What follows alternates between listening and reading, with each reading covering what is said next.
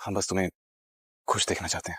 आपको पता है हमारी मम्मी ने ना बचपन में एक चुनरी बनाई थी हमारे लिए, जिसपे उन्होंने नाम गढ़ा था, पारो, संग, और आगे कुछ नहीं लिखा। हर माँ बाप की तरह उनका भी सपना था कि हमारा ब्याह होते हुए देखें अपनी आंखों से, किसी अच्छे से लड़के के साथ हमारा ब्याह हो।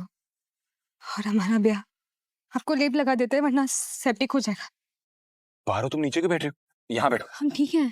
देव बाबू, नलिनी। साला ये दोनों का नौटंकी सहने से तो बढ़िया था कि जो नलिनी मैडम कह रही थी वो कर देते हैं। इस पारो को चांद से खत्म कर देते हैं, उससे ज्यादा पैसा तो वही दे रही थी। नलिनी क्या? पहले हमें पूरा सच पता करना होगा। वो नलिनी जी के जितने गुनहगार आप हैं, अब चाहे जो आपके हर सुख दुख में। देव सिर्फ मेरा है, सिर्फ मेरा। देव से मेरी शादी होकर रहेगी। देव सिर्फ मेरा है, सिर्फ मेरा। देव से मेरी शादी होकर रहेगी। नलिनी सुनो हमारी बात को।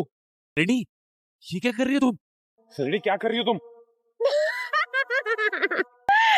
हमारी शादी हो गई देव, और क्या? देखो मेरे भी हो गए। नलिनी होश में आओ अपने। बस अब ना, हाँ, सिंदूर लगाना बाकी है। सिंदूर सिंदूर कहाँ है? हाँ बस सिंदूर बाकी है। चलो अब जल्दी से ना मेरी मांग में सिंदूर भर दो। नलिनी क्या कर रही हो तुम? हमारी शादी हो गई है देव, सिंदूर तो भरना पड़ेगा ना। मत करो ये।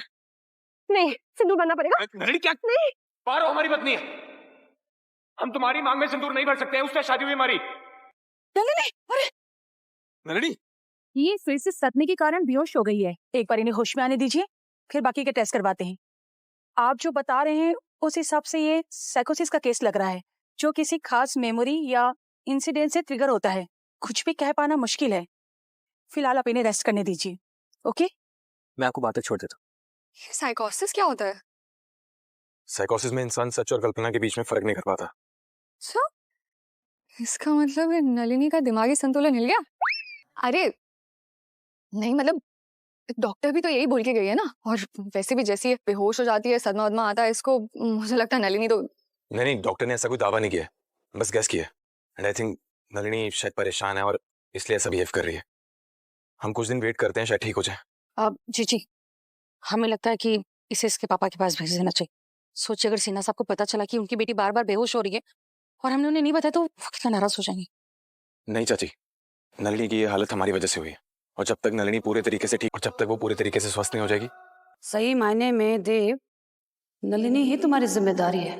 हम देव बाबू के लिए खाना ले जा रहे हैं, तुम्हारे हाथ से खाना नहीं खाएगा।